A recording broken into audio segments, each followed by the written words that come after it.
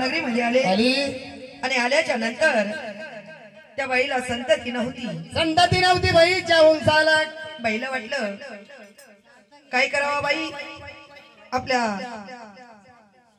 नगरीमध्ये साधू आलेला आहे साधू महाराज आले बाई माझ्या पोटी संतती नाही बाई माझं मन कष्टी आहे बरं पण काय करू भिक्षा मागायला आलेली आहे निर्मुखी कोणाला जाऊ देऊ नाही निरंजन माय बहिणा भिक्षाम देही माते बाबाजी या बाबा मोती पवळ्याची भिक्षा घेऊन जा बाबा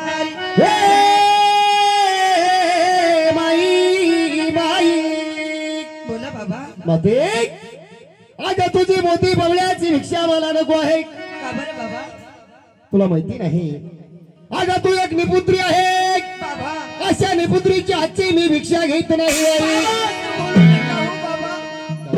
हो त्यात माझा काय दोष किती देवाला नवस केले हो कोणत्याही देवाला माझी दया आली नाही बाई मी निपुत्रिका जरी असले त्यात माझा काही दोष नाही हो बाबा बोला बाबा अगं तुझा मी चेहरा बघितला आणि चेहरा पाहिल्यावर मला कळालं का तुझ्या पोटी संतती नाही तू निपुत्री आहे बाबा माझ्या पोटी खरोखर संतती नाही असं ना माझं मन कष्टी आहे बरं 12-24 वर्ष आमच्या लग्नाला झाली बाबा माझ्या पोटी संतती नाही बाबा किती जरी सुंदर मंदिर बांधलं आणि त्या मंदिरामध्ये कधी दिवा नसला बाई त्या मंदिराची काही शोभा नाही अहो सगळे नगरजनचे लोक मला निपुत्रिका म्हणतात बाबा त्यात माझा काय दोष आहे बाई जे लोकांना कळतं तेच म्हणते लोक काही फुकट थोडे म्हणते असं बाबा त्यात माझं काय चूक आहे बोला ना बाबा अगं तू निपुत्री आहे पण मी तुला भस्मा देण्याशिवाय राहणार नाही माझा प्रसाद देतो आहे या प्रसादापासून तुला मुलगा किंवा मुलगी होणार बाई बाबा म्हणजे तुम्ही मला राखीभूतीचा प्रसाद देणार बाई त्याच्यापासून माझा माणसपणा फिटणार हो बाई सगळे नगरजनच्या ह्या बसलेल्या आया बाया साऱ्या आया बाया या मला फार नाव ठेवीत हो आता कोणीच ठेवणार नाही या निपुत्रिकाचं तोंड पाहू नये चालूच राहतो फार वाईट वाटतं हो बाबा जाऊ दे बाई आता कसं राहतं हे पा आता बाईचं बोलणं राहतं टुचू चालूच राहतं ऐका नको जाऊ द्या म्हणून बाबाजीने विचार केला निंदाकाच्या घरात असावी शेजारी माऊले हा माझा भस्माचा प्रसाद हे त्याच्यापासून मला मुलगा किंवा मुलगी होणार का बाई फार आनंद झाला हो बाबा मला असं ना तर बाई एक काम कर हा राखीबुद्धीचा प्रसाद आहे या प्रसादाचा नीट सांभाळ करायचा ते कसं सांभाळ असा करायचा बाई हा प्रसाद तू भक्षण करायचा राखीबुद्धी बसून तुला मुलगा किंवा मुलगी झाल्याशिवाय राहणार नाही एका साधूचं वचन आहे आनंद झाला कुणाच्या बाईच्या मनाला आनंद झाला आणि राखीभूतीचा प्रसाद घेऊन बायाची दबावळट हर्षा दाट लागे बायाची दबावळट हर्षा दाट बाईची जात बावळट हर्षा दाट लागे महिन्याची जात हलकट हर्षा दाट बायाची दबावळट हर्षा दाट लागे बायाची दबावळट हर्षा दाट बाईची जात बावळट हर्षा दाट लागे बाईची जात बावळट हर्षा दाट ही कालून गेली शेजारीच्या वाड्याला ही कालून गेली शेजारीच्या वाड्याला ही कालून गेली शेजारीच्या वाड्याला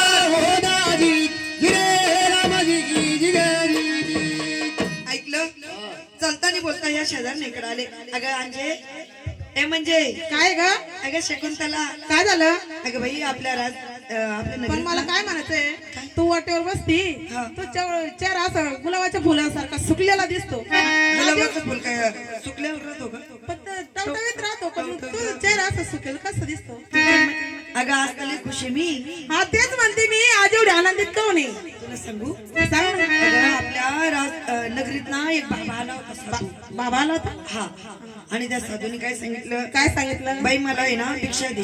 भिक्षा. मी त्या बाबाला भिक्षा देतो असताना काय सांगितलं त्या काय बाबाने? सांगितलं ग? बाई तुझा चेहरा लय सुकलेला हा. आहे. तुझ्याच विचारलं ग. असं असं. मी काय म्हणले? हा.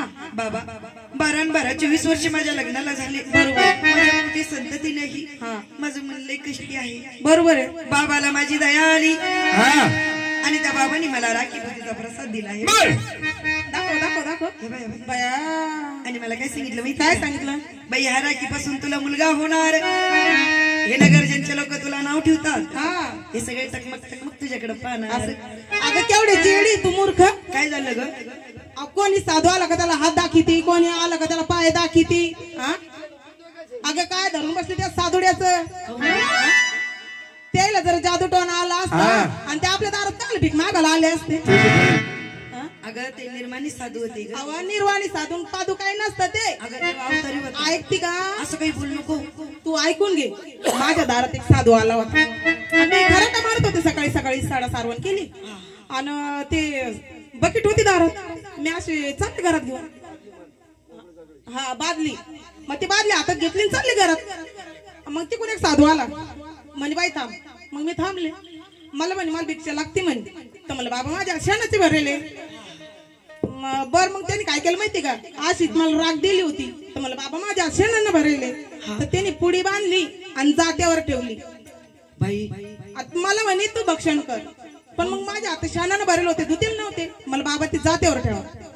बाबा पुढं जात माग. बाबा पुढं जात माग. बाबा पुढं जात माग.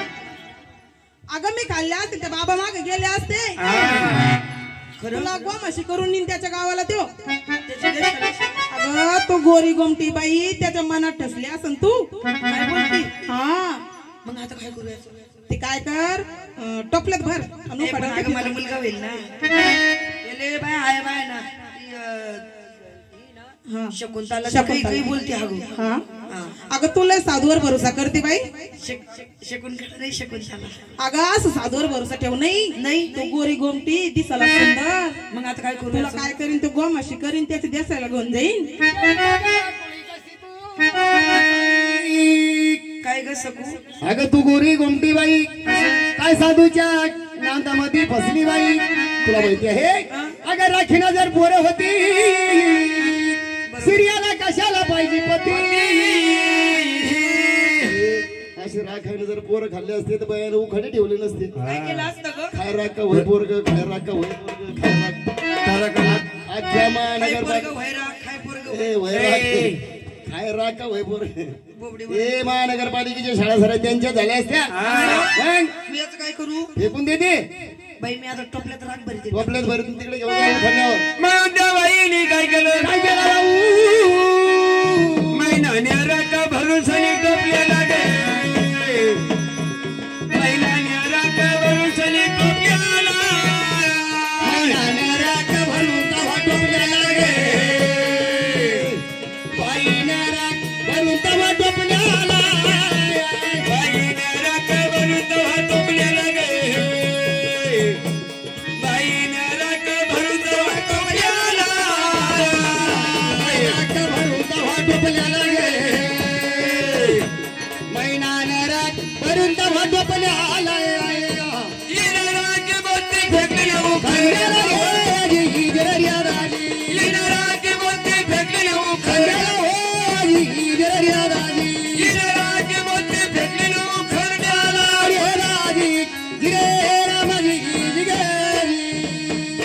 आनंद झाला पुढे त्या बाईला आणि सांगितल्याप्रमाणे शेजारणीनं सांगितल्याबरोबर टोपल्यामध्ये राग भरली आणि उखरड्यावरती नेऊन टाकली. आणि काय बोलती त्या शेजारनी लागाय पोरींनो. अगं तुम्ही सांगितल्याबरोबर मी उखरड्यावर नेऊन टाकून दिली. हा बरं झालं बाईने खाल्लं. जर खाल्ला असतो तो काय म्हणे? बाई तेवढं प्रसाद भक्षण करा. तेवढं प्रसाद भक्षण करा. मी बरं झालं चांगलं केलं तो. आले बाई मी फेकू. पिढ्या गेल्या. झाले 10 वर्ष तोच बाबा लागे. झाले 10 वर्ष तोच बाबू आला. झाले 5 वर्ष तोच साधू आला हो. झाले 5 वर्ष तोच बाबा आला. झाले 5 वर्ष तोच बाबा लागे. वर्ष तोच साधू आला साडे 10 वर्ष तोच बाबा लागे साडे 10 वर्ष तोच साधू आला गिरणावला दरवाजा बसली खोली गिरणावला दरवाजा बसली खोली गिरणावला दरवाजा बसली खोली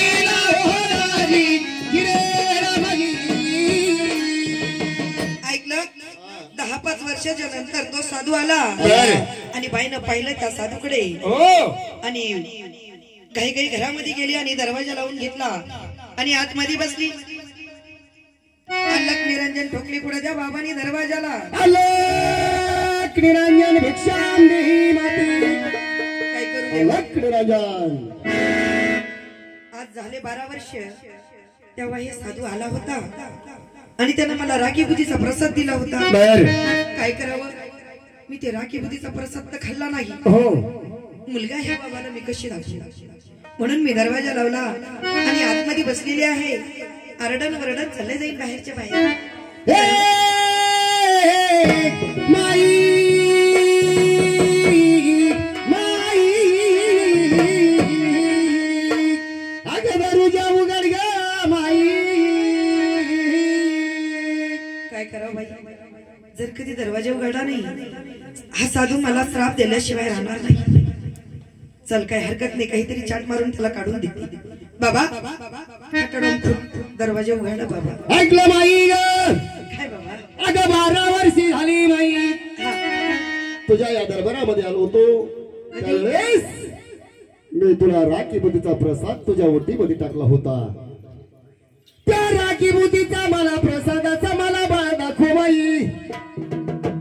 बाबा म्हणजे 12 वर्षानंतर तुम्ही आले होते. 12 वर्ष झाले बाई तुला मी त्यावेळेस प्रसाद दिला होता आणि सांगितलं होतं की माई हा प्रसाद जर तू भक्षण केला तर तुला मुलगा किंवा मुलगी झाल्याशिवाय राहणार नाही. तर माझं असं म्हणणं आहे माझ्या दिलेला प्रसादाचा मला तू बाळ दाखव. काय करावं परमेश्वरा, मी प्रसाद खाल्लाच नाही तर बाळ कुणी कुणी होणार.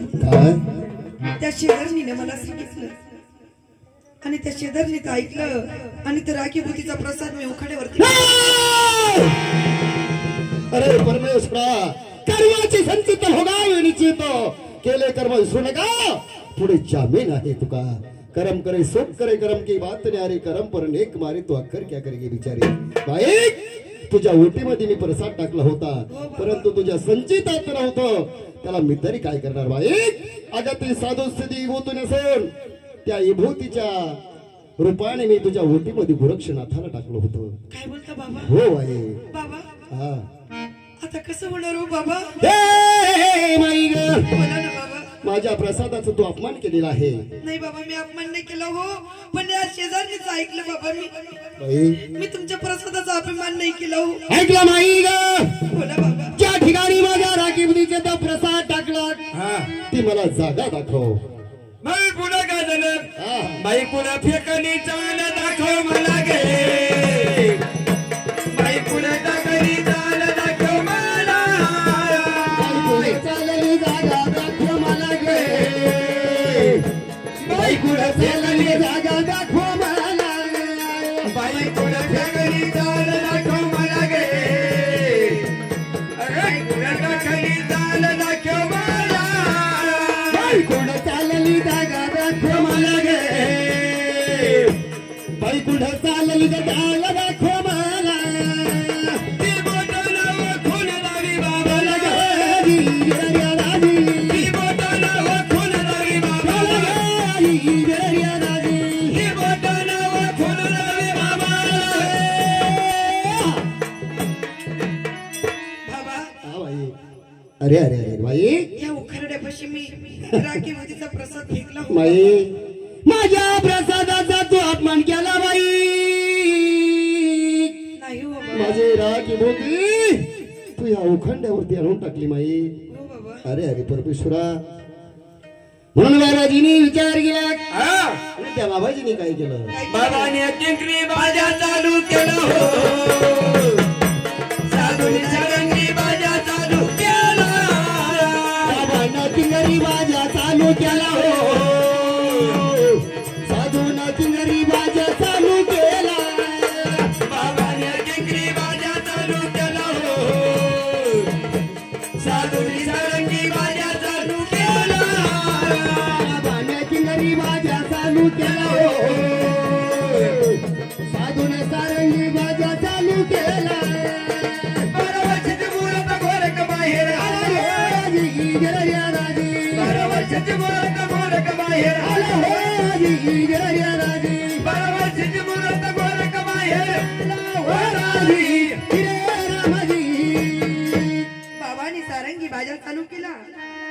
आणि 12 वर्षाचा मुलगा गोरख गोरक्षनाथ तो बाहेर आला.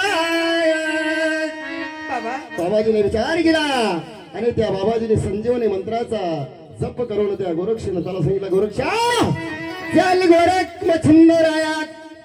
असं नसतं. मी तुमच्या पाया पडते बाबा, पाय पडते बाबा. मी तुम्हाला हात जोडते बाबा. हो. एवढा सुंदर मुलगा माझ्या पदरात टाका हो बाबा. टाका बाबा, बाई माझ्यावर दया करा हो. नाही बाई, अगं मी तुझ्या वटीमध्ये याला टाकला होता परंतु तुझ्या नशीबच नव्हतं. बाबा हा बाबा मी तुमच्या पाया पडते हो, तुम्हाला हात जोडते. एवढा गोरा गोंडा मुलगा मला देऊन टाका. मुलगा तर तुला भेटणारच नाही बाबा. परंतु मी तुला शॉप दिल्याशिवाय राहणार. ए बाई, तुला माहिती रे, अरे आम्ही बाल कर्मचारी साधू आहे, हो संन्यासी आहे आम्ही, संन्यासी. बाबा अहो माझ्याकडून चुकलं असेल तर मला माफ करा हो बाबा, पण एवढा सुंदर मुलगा मला देऊन टाका. नाही नाही बाई, मला प्रसादाचा बाल तुला भेटणार नाही. म्हणून ते मच्छिंद्रनाथ त्या बाईला काय म्हणतात, बाबाची देणगी खोट म्हणून नाही ते लागे, दारूची देणगी खोट म्हणून नाही त्याला, बाबाची देणगी खोट मानू नाही तिला गे, साधूची देणगी खोट मानू नाही तिला, बाबाची देणगी खोट म्हणून नाही ते लागे, साधूची देणगी खोट म्हणून नाही त्याला, बाबाची देणगी खोट मानू नाही तिला गे, साधूची देणगी खोट मानू नाही तिला. ये गुरु शिष्य निघून गेले देशाला, ये गुरु शिष्य निघून गेले देशाला,